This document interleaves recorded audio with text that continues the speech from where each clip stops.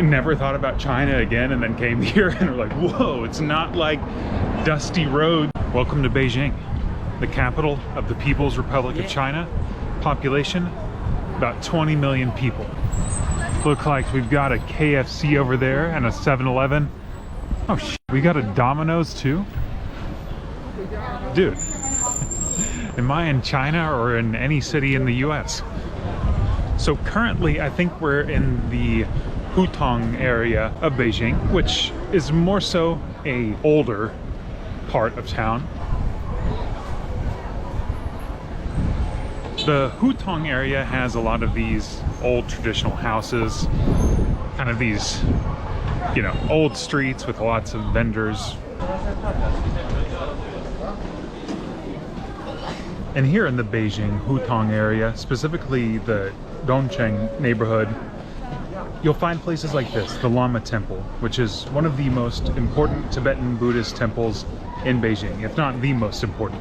It actually used to be an imperial residence a very long time ago, and then they eventually just converted it to a Tibetan Buddhist temple.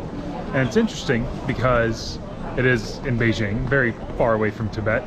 It does have a little bit of a blend of that Tibetan architecture, but also Han Chinese architecture.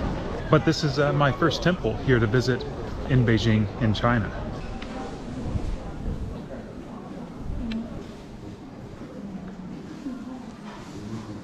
So although we are in Beijing, we have a more so Tibetan prayer wheel like this. So it's interesting to see that blend of Tibetan and Han Chinese architecture in a place of worship like this.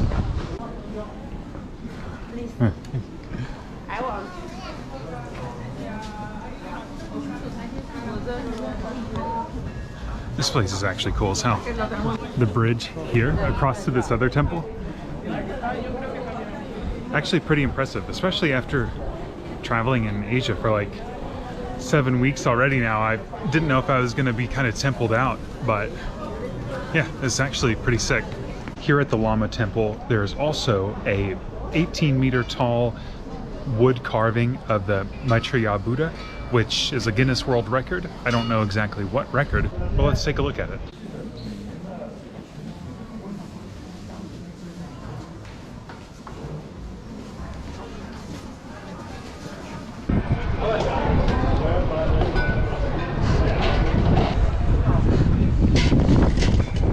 And I just saw somebody here, I guess like raiding these lighters. I don't know if you're allowed to like take these.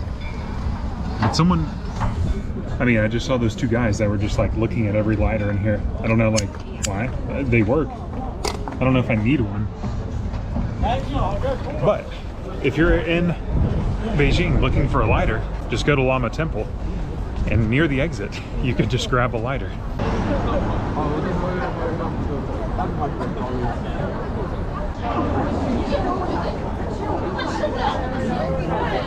Okay, so you can just walk up to a little stall here in Beijing and get skewered meat.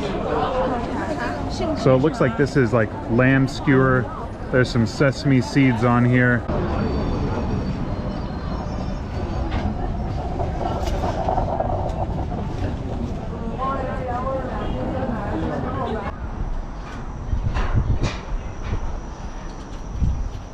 All right, turning off the main road here and exploring down into just a random hutong. It's kind of what we're looking at here. Still got people going by making the deliveries with water, and a lot of bicycles and these kind of electric vehicles. You see these a lot. They've got a good windscreen right there. And yeah, I really like here that they have a place where you can put your hands in here. So we've got, you know, like a place where you can put your hand and it'll keep it warm. We've also got kids riding by on a bike.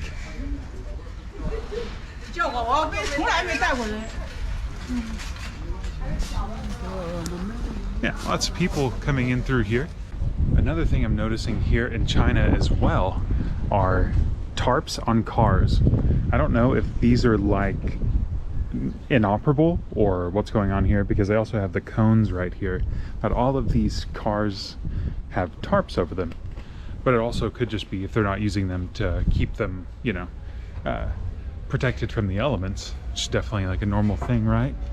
But this one too. So I mean, just this like little street, this area, I mean, I look down and I can see even more, just like the same way these cars with the tarps over them. But look at this thing, this like one of these little electric vehicles again with like one seat right there. Man, I would love to drive one of these like little tire, but this one looks more like brand new almost, and a single wheel in the front. Look at this one's got a dang guardrail right there. So dude, this person could go off-roading in here. Yeah, this thing is really, really cool. And it's the steering wheels, I don't know if you can see here, but it's almost like a bicycle, I guess, because it's got this single wheel. Very cool. The tarp. Why do I see many cars with tarp on them? Is it for the weather?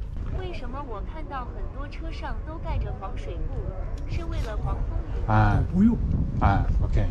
Okay. Appears that it is for the weather. Anyways, well, a little interesting thing about China there. And yeah, I know other YouTubers are probably giving you much more interesting content, and I'm showing you how the Chinese people put tarps on their cars.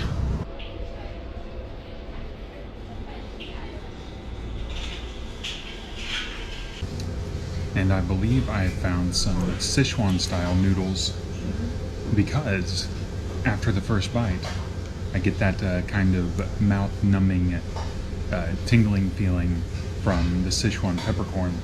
I remember I used to think that like Sichuan food was like really spicy. It's really, really spicy, too hot to handle. But I've since found out it's more of that, like kind of that mouth numbing flavor. It's something to do with the chemicals in the Sichuan pepper. And also now whenever I take a drink of water, it's got like a metallic taste. Very interesting. But these are pretty good, I'd say. I just got like a beef noodle, and it's got that deep red broth more so. I think that's another indication that it is more of the Sichuan style. But yeah, I just popped into a place, honestly. Good quality though. All right, I need to go get some coffee, but I don't want to walk too much. I'm pretty sure I can take one of these little bikes here in Beijing, one of these blue ones like this, and I think I just like use this app, Hello Ride, and Alipay. So this is again what it's looking like an Alipay. Do I ride on the street? I'll just follow people's lead. Okay, guess I'm just gonna ride on the street. Let's see what it's like to bike in Beijing. Okay, I'm biking in Beijing. I don't know if these are electric assist or if these are regular. I think they might be electric assist, which if that's the case, that's awesome. I probably should have adjusted the seat a little bit. Do we stop too? Okay, they're going through, so I'm gonna follow their lead and say that it's okay to run a red light, I guess, if no one else is coming. If you're on a bicycle. Good things to do in a foreign country. I haven't ridden a bike in years, and here I am in China just bicycling around. So one thing you'll notice here in China, yeah, it's like so quiet on the road. I have heard there's a lot of electric cars, and especially compared to whenever I was in Vietnam a few weeks ago, and all of the motorbikes, like they still have like little mopeds here, but I guess they're electric as well. So the streets are very quiet here. Now, I know that improves the pollution as well, not having as many gas cars.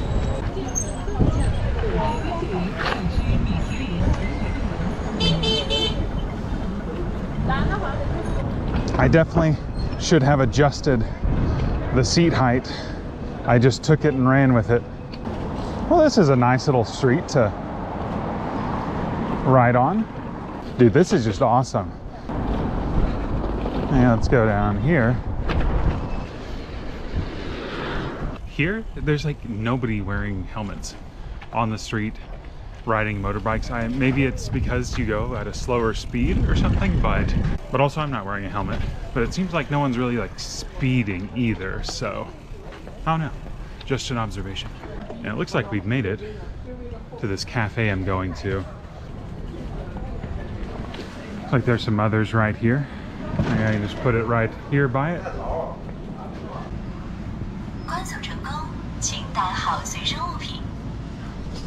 Okay, I think that's good. That's riding a bike in Beijing.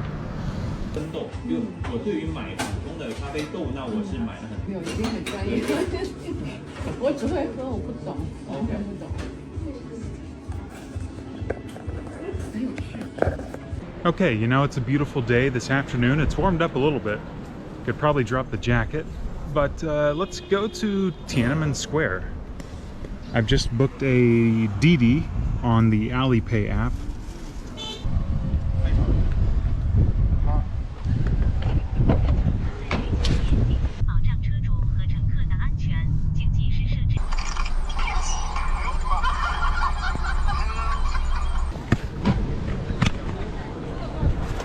Okay, got dropped off a little bit further than expected, and he was telling me, I think that, you know, it's easier just to walk up this way. I will say for my like second ever Didi, that took so long. I maybe would have liked to have rather biked or taken the subway, but again, it was like $3, so I was like, oh man, I'll take the car, sit there, get there fast. No, it took forever. Okay, Tiananmen Square, let's check it out. And I guess I had my hotel just take my app and book this the Tiananmen Square appointment needed, and I just walked up and they said, oh, this one says tomorrow. And I guess there was something lost in communication whenever I let them book it. So this was 2 days ago, and so I tried to book it for today, and it appeared whenever I looked that there was times available. Well, I have no idea what to do now. Okay, well, yeah guys, that's my experience at Tiananmen Square. Dude, the traffic here. I do love these tricycle type vehicles I see in Beijing though. I do see this a lot, just people going down the wrong side of the road. I know they're going pretty slow. Somebody else going down this one-way street. Let's see how this goes. All right, we're all good. I'm not saying it's bad. It's just like, damn. Also, maybe this isn't a one-way street. Hell yeah, brother. Book it. Like, what is that? What does that guy have in there? What is he transporting? I may be going slower, essentially, than taking the taxi, but this is an infinitely better experience. I will say it is like 70 degrees out right now, so the temperature is very conducive to biking. And somebody going the wrong way. Weaving in and out, no worries. Okay, there's just a going in between two buses right now. Okay, we made it through that. Did not get smashed by the Chinese EV bus. To these old looking restaurants. Is someone honking at me?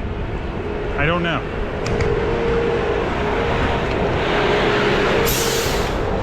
One thing I'm seeing here at one of the subway stations right back here, just the sheer number of these rental bikes. Actually, I guess maybe this is a place where either they're set up at each day, or maybe they're like set up this way during the day, so whenever people are getting off work, they can get off the subway stop and then just like look at the sheer number of these bikes for rental right here, kind of right across this bridge right here. Look at that. A beautiful little walkway, little spring blooms going on. What a really nice little river area. Beijing, man. This is kind of interesting right here. Whatever these like old tricycle things you see all around Beijing, they're usually used to transport stuff. So again, I see these all over the place. This one is like old and rusted in front of this old building. So again, in these hutong areas, a lot of these are being renovated. So a lot of them are being renovated to be have businesses go in them. And also, right here, hanging keys out to dry. Interesting. But it is interesting being here in Beijing, especially with any preconceived notions you have about the city and from other things you see online, like what other YouTubers are saying about Beijing, which I've seen so much stupid stuff online. A lot of people that come here and say, oh wow, they have so many Teslas and there are a lot of like high-end luxury shopping. And I'm like, that surprises you about the capital of China? Like, I don't know. I feel like whenever we're talking about like preconceived notions about China and like people's ideas of the country, like, I don't know, did people like watch The Last Emperor whenever they were a kid in the 90s and then like never thought about China again and then came here and were like, whoa, it's not like dusty roads and like Forbidden City stuff? I'm like, I don't know. Maybe I'm just more in, I guess as someone who likes to travel, maybe I keep up with countries and stuff more often than the normal person. But to see like travel vloggers come here and like the extent of their thoughts on China, or like, I'm surprised the roads are clean. Like, bro, what? But I don't mean to say that and make it sound like, oh, I've been here now for a couple days and I'm gonna tell you how Beijing really is. Definitely on the contrary, I feel like this is one place that I've been where I truly feel like I know less about it the longer I've been here. But you know what? I've just been in Beijing. So maybe to see more of China, we need to get out of Beijing a little bit. And then in the next one, we'll get some impressions of what it's like outside a major city in China. So let's get our stuff ready and head to the train station.